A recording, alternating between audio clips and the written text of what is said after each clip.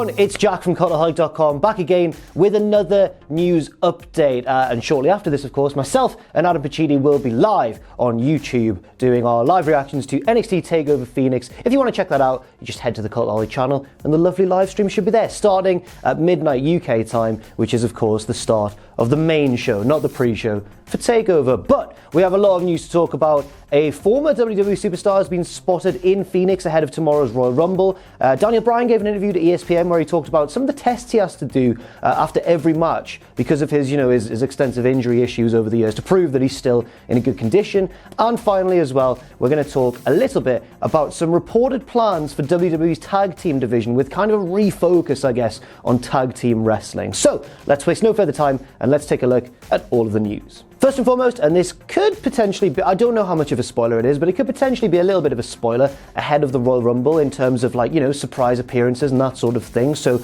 just beware. A certain former WWE Superstar has been spotted in town. This is according to various news sites. I believe the originators were PW Insider. That superstar is none other than Christian, one half of personally my favourite tag team ever. And of course a man who retired in a far more quiet and I guess less sad fashion than Edge, who of course had his career cut very short by injury. Christian kept wrestling for a little while longer, actually captured the World Heavyweight Championship as well, and then sort of slowly and gracefully faded away from our screens. I'd be delighted to see Christian return in the Royal Rumble. I think that would be excellent, not just because his theme music is a banger, but also because he is legitimately, I think, one of my favourite wrestlers of all time. It would certainly be very exciting, but I must stress that just because he's been spotted in town doesn't necessarily mean that, he's going to actually appear in the Men's Royal Rumble. It could mean, he's just in town seeing friends because they're all going to be there in the same city. He could be doing some sort of podcasting. He could be making a backstage appearance. Could be doing something alongside Edge. He could be on the pre-show. Who knows? There's various different things that this could mean. But, we have to consider as well the fact that one of those possibilities is that we could see Christian lace up his little booties once again and head into the squared circle. In other news, Daniel Bryan gave a recent interview to ESPN in which he detailed what he has to do after every single match he has in order to prove to WWE doctors that he is still in an okay condition to wrestle. This seems like a sensible decision given, his recent story with his retirement and then his comeback and all the different concussions he's had over the course of his career. I believe he said he's had 10 over the course of his career, which is, more concussions than certainly I'd like to have in my lifetime. So after every match, Daniel Bryan has to first have his eyes checked. They probably flash a light in it or something. Then he has to do a series of balance tests.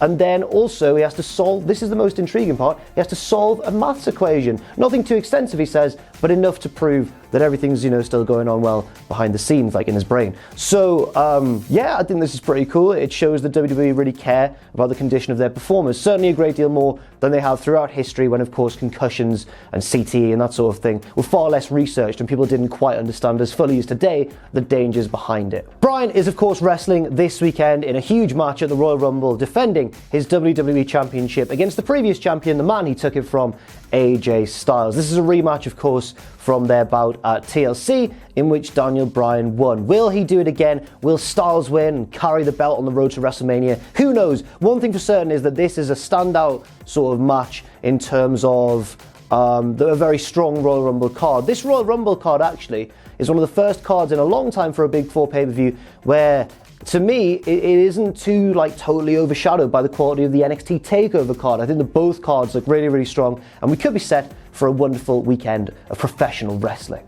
And finally, Dave Meltzer is reporting that apparently WWE have had a new sort of refocus on tag team wrestling, or at least that's what they've been telling the talent backstage. Several tag teams have reportedly been promised that tag team wrestling is going to be pushed more to the forefront and given more of a spotlight after years of, tag team wrestling not really being considered that important. In fact, the last time that I can think of where tag team action on the main roster was treated with any sort of degree of real kind of importance was the Attitude Era. Maybe just after the Attitude Era when Austin and Triple H were holding the belt as the two-man power trip. But certainly, in sort of 2000 when we had the 3-team TLC matches and that sort of thing, that was tag team wrestling at its very peak.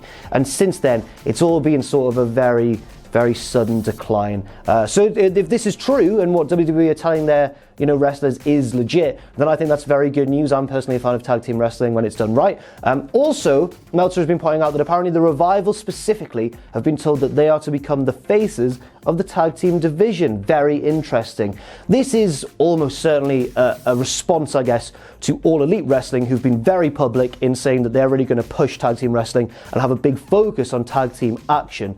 Which would, of course, naturally attract teams such as the Revival, who've been the subject of a lot of rumours about their future and a lot of reports as well, and have, to a certain degree, maybe courted those rumours a little bit as well in slightly cheeky fashion. Dash and Dawson, what are you like? So that's all for now. As I mentioned in the intro, myself and Adam will be going live on YouTube very, very soon for NXT TakeOver Phoenix, our live reactions. Check that out at midnight UK time. And I've been Jack from Cultaholic.com. Thank you very much for watching this news video. You can follow me on Twitter if you want to at Jack the Jobber. You can follow all of us at Cultaholic. Check out Patreon as well, patreon.com/Cultaholic. And of course, whatever you do, never ever forget to hit subscribe and to join us.